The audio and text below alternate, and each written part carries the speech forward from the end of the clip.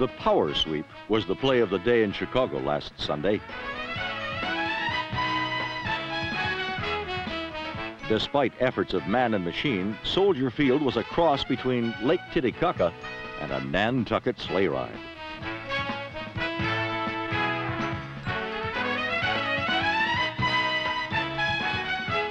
All of this moisture made the Falcons and Bears scoring possibilities about as likely as a tax rate reduction. Nevertheless, after a few far misses and a couple of near misses like this one, the winless Falcons did manage to punch in with 10 points, 6 on a short run by Haskell Standback. But for the remainder of the day, the Chicago defense went after Falcon quarterback Steve Bartkowski like blue tick hounds after a big old coon. Number 60, Wally Chambers, contributed this sack to the Bears' total of 5 and their league-leading season total of 17.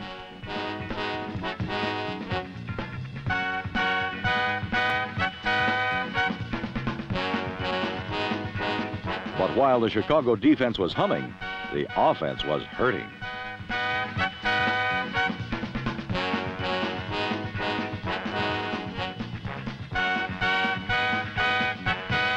This Bob Avellini to Brian Boschnagel hookup was the only bright spot in an otherwise dull and dolorous performance.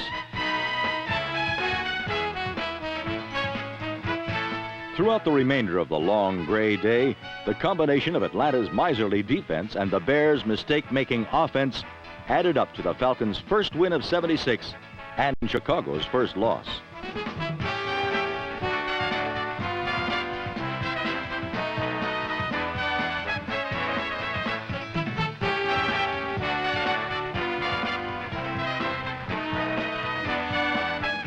Final score, Falcons 10, Bears nothing. Meanwhile, in Tampa Bay, there was another fumbler. And if O.J. Simpson doesn't pay his electric bill pretty soon, his power could stay shut off. O.J.'s line is known as the Electric Company, and whether planned or unplanned, they left the juice in the dark with a mere 39 yards on 20 attempts, the third poor performance in a row for O.J. But while the improving Bucks closed the roads, they couldn't shut down the airways as Joe Ferguson hit Reuben Gant for 1 score. The Bucks put 9 points up on 3 field goals, but Ferguson to number 81, Bob Chandler, iced the Bills' first win of the year, 14-9.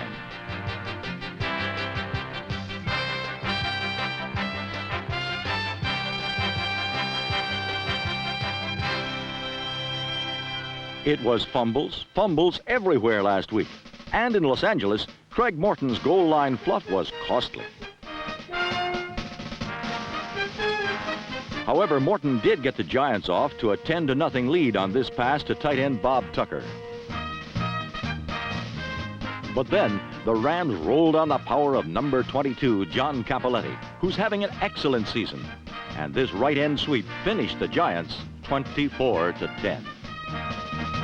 Meanwhile, down south of L.A., new Charger coach Egbert McDroppings was showing his team just what he expected of them. And the Chargers executed perfectly.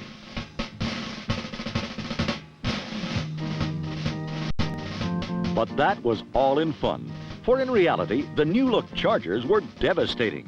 Just ask the Cardinals about number 33, Donnie Woods.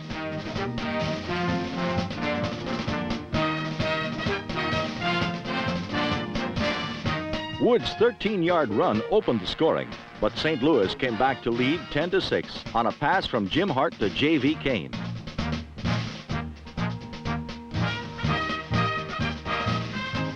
But as they say of Margaret Mitchell's book, Gone with the Wind, that's all she wrote. Because in the second quarter, the Chargers blew in for 27 points and a runaway. Dan Fouts to Charlie Joyner was good for 30 yards and 6 points. Dan Fouts to injured Gary Garrison's replacement Dwight McDonald, number 89, was good for 44 yards and 6 points.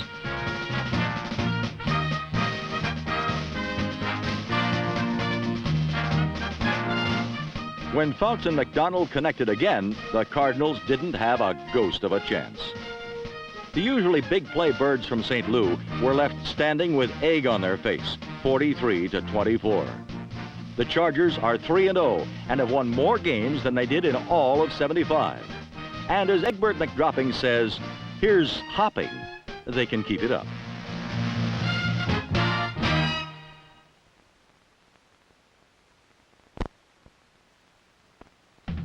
Last week in Denver's Mile High Stadium, Cleveland quarterback Brian Sipe threw a significant touchdown pass to tight end Oscar Rohn. It was significant because it was the Browns' 8th touchdown pass of the season, which is one more than they could manage during all of 1975. But the surprisingly strong Denver Broncos would not allow Brian Sipe and the Browns any more joyous occasions at their expense. In fact, they held the Browns to an average of just 3 yards per play. And for the 14th consecutive game, they held their opponents to 17 points or less, while scoring or setting up almost as many themselves.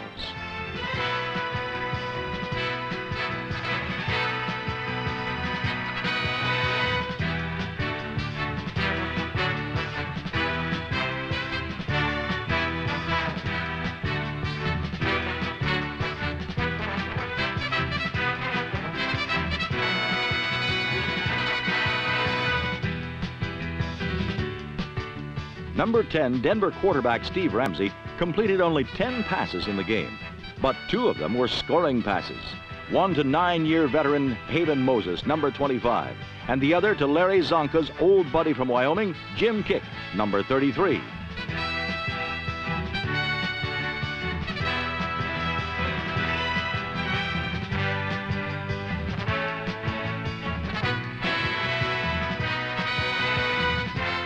For the Broncos, the defense is scoring, the offense is scoring, and so are the special teams, whose most special member last week was second-year receiver returner Rick Upchurch, number 80.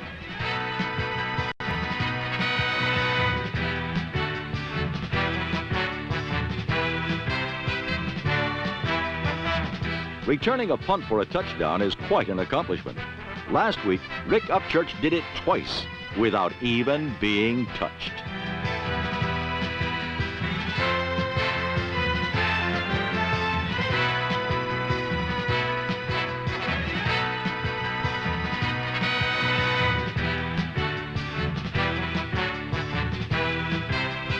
The Broncos are a happy bunch these days, and why not? Even without the retired Charlie Johnson and Floyd Little, Denver has scored 90 points in the last 2 games, and suddenly the future looks unexpectedly bright for the Broncos.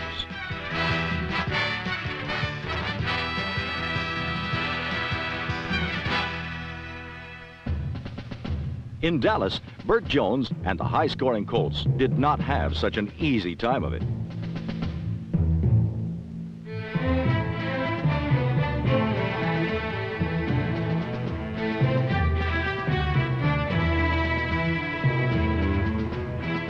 During the past year or so, Burt Jones has been one of the NFL's hottest quarterbacks.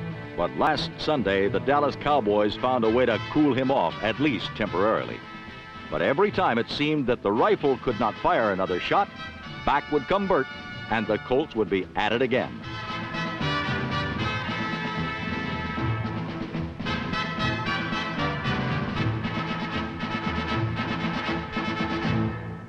Despite numerous injuries, Jones loves to challenge a defense directly, and this makes him doubly dangerous, as long as he remains reasonably healthy. Roger Staubach, on the other hand, has learned that it is easier to trick people than it is to run over them.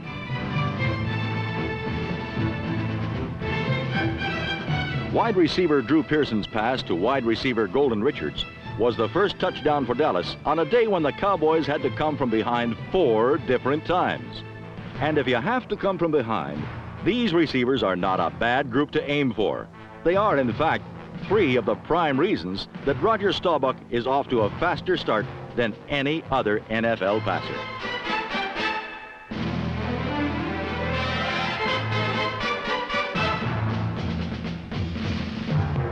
Against Baltimore, Staubach completed 22 of 28 for 339 yards, including this one to perfectly positioned Billy Joe Dupree for the touchdown which put Dallas ahead 27-24.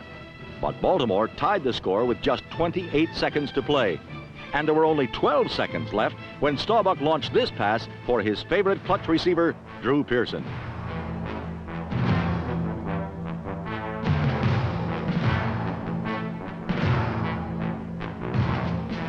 As number 1, place kicker Efren Herrera said later, Drew Pearson made it easy for me with that catch on the 14. I was ready to kick one 50 yards to win it. But either way, I'm happy.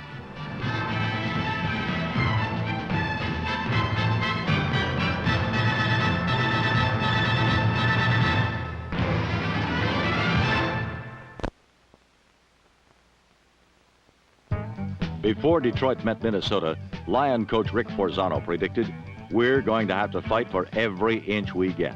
Unfortunately, the Lions missed a couple of inches in the fourth quarter when they had 4 chances on the Viking 1 and failed to score. The Vikings made the most of their opportunities. Quarterback Bob Lee handed it off to Chuck Foreman to give Minnesota a 10-3 lead late in the game.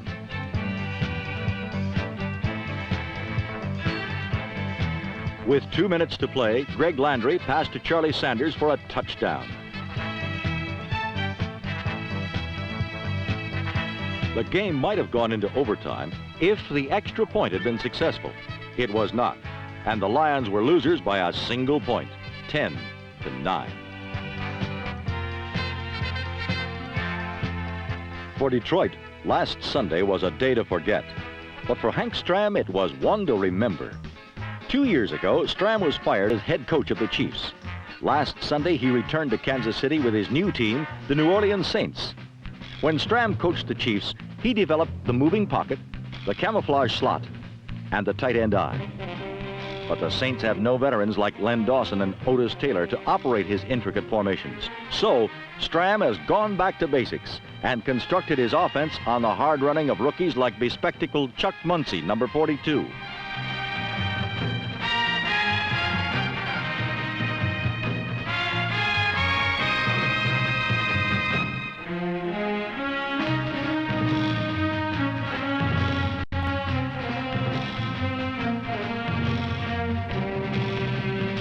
Muncie was the Saints' first-round draft choice, and Tony Galbraith, number 34, was the second. This 74-yard gallop by Galbraith is the longest run of the year so far. Watch Chuck Muncie take down number 51 of the Chiefs to ensure clear sailing for Galbraith. One reason the Saints' running game was so effective was the inexperience of the Chiefs' young defense. Watch number 57, rookie middle linebacker Jimbo Elrod, hesitate before he locates the ball. This split-second delay is all the Saints need to eliminate him from the play and spring Galbraith for a gain.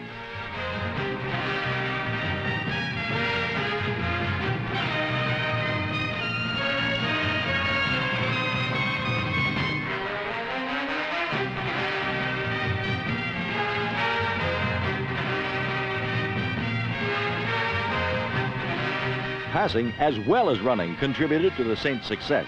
And this Bobby Scott to Henry Childs touchdown pass sealed up a victory for Stram's Saints.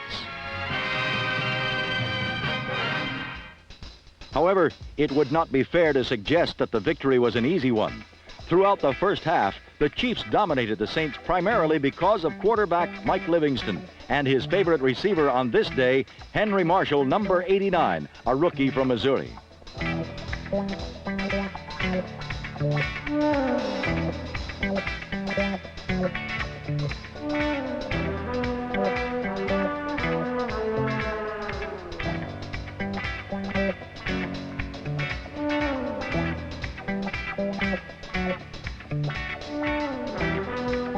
Up until last Sunday, the Saints' pass defense was rated last in the NFC. Although their secondary was hardly pass-proof, they kept the clamps on Kansas City's receivers, conceding them short passes but denying them additional yardage by fierce gang tackling after the catch.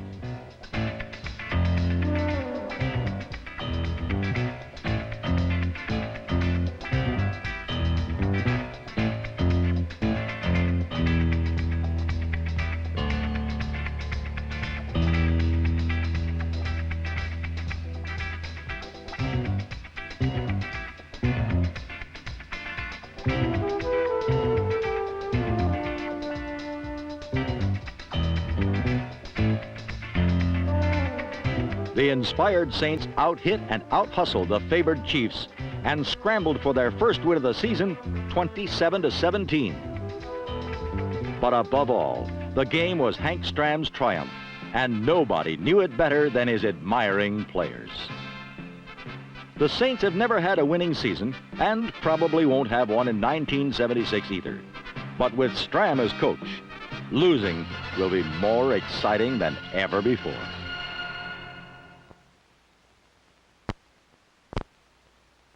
When it comes to player comfort, the Oakland Raiders spare no expense. If a guy's hot, he can get an Oakland Raider Deluxe sideline shower at any time. Raider players are entitled to as much stickum as their socks will support. Most teams use the gooey stuff. Raider players keep it on their socks. Their opponents, the Houston Oilers, well, somewhat higher. The big news on the Oakland sideline was that Ken Stabler was stuck there the entire game. But a big day by the Raider defense kept the Oilers out of the end zone on 2 separate first and goal situations and held Houston to 13 points.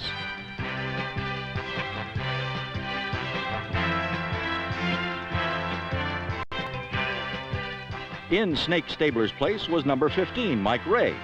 Raider head coach John Madden must have thought he was watching a right-handed snake, for just like Stabler, Ray was cool under pressure.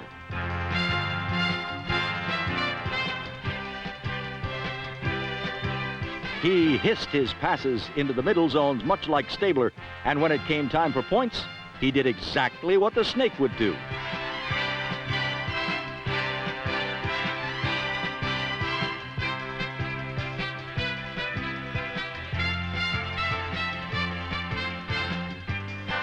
Two touchdown passes to number 21, Cliff Branch, were just enough to edge the Oilers 14-13.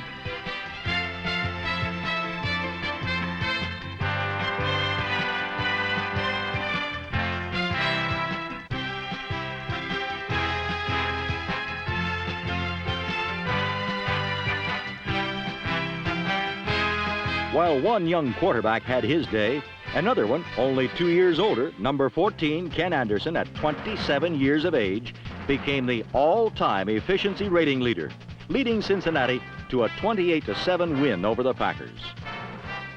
But more important for the Bengals, a running back, double Heisman winner Archie Griffin, number 45, had his best day as a pro.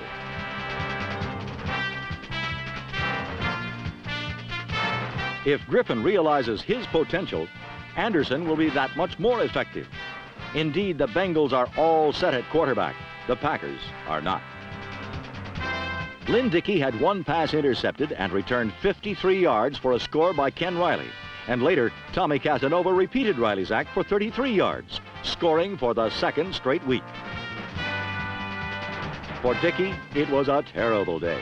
Just 5 completions on 20 attempts, 5 times sacked, and 1 peculiar incompletion. But Dickey, a relatively new starting quarterback, need not be embarrassed. Pittsburgh's Terry Bradshaw, number 12, a 2-time Super Bowl winning quarterback, is a master of the backward-forward pass. This Bradshaw bobble was one of 8 Steeler fumbles. The turnovers kept the Patriots in the game early and later almost knocked Pittsburgh out when the new gun in New England, Steve Grogan, number 14, began to take advantage of the Steeler generosity.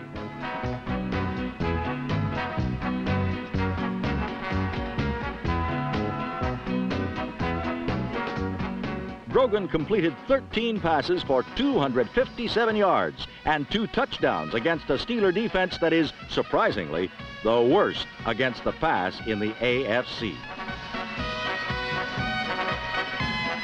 But Terry Bradshaw wasn't finished. Behind 30-20, Bradshaw nearly squirmed Pittsburgh off the hook.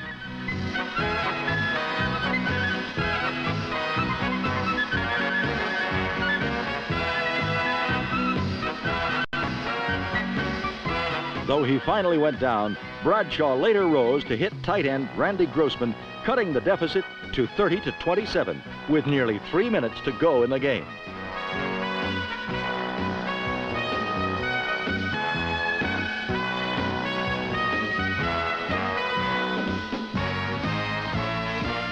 On their last drive of the game, Bradshaw passes to Frank Lewis and Lynn Swan, number 88, brought the Steelers close enough for a field goal try, but it would fail.